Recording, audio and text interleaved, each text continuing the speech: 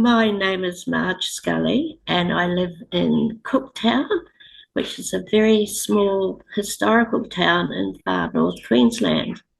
It's 4 hours drive from the nearest town. And I'm also a volunteer with the local historical society. COVID was a little bit different for us up here on Cape York, as we were cut off from the rest of Queensland. The Cape was locked down from the 22nd of March 2020 till the 15th of July 2020.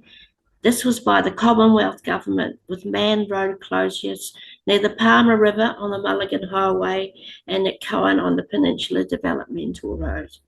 The lockdown was to protect Indigenous communities who were considered the most vulnerable to COVID.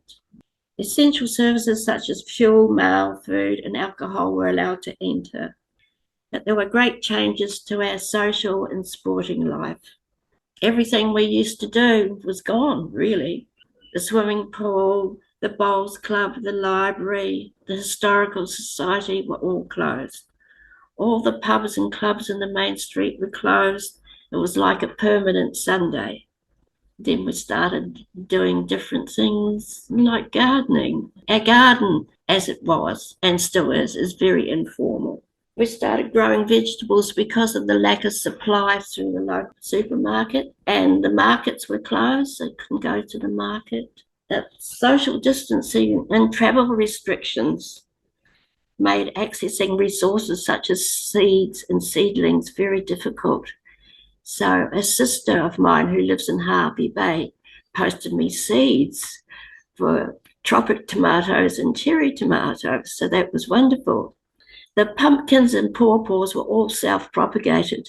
They did it themselves in the compost heap, and it grew on that. Eventually, the hardware store was able to supply seedlings, which sold immediately. The people of Cooktown had taken up gardening to ward off boredom and a poor supply of veggies. Late every afternoon, we would water the tomatoes and the pawpaws and the pumpkins in my herb garden. And then we would drive down to our beautiful waterfront for a walk. It was virtually always empty. It was strange to be there by yourself when previously there would have been a lot of people there.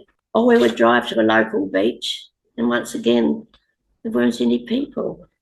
And I was constantly reminded of stories that my parents used to tell me in New Zealand about growing up during the Depression, when they had to grow all their own vegetables, and during the Second World War when there was food rationing and they had to grow their own vegetables.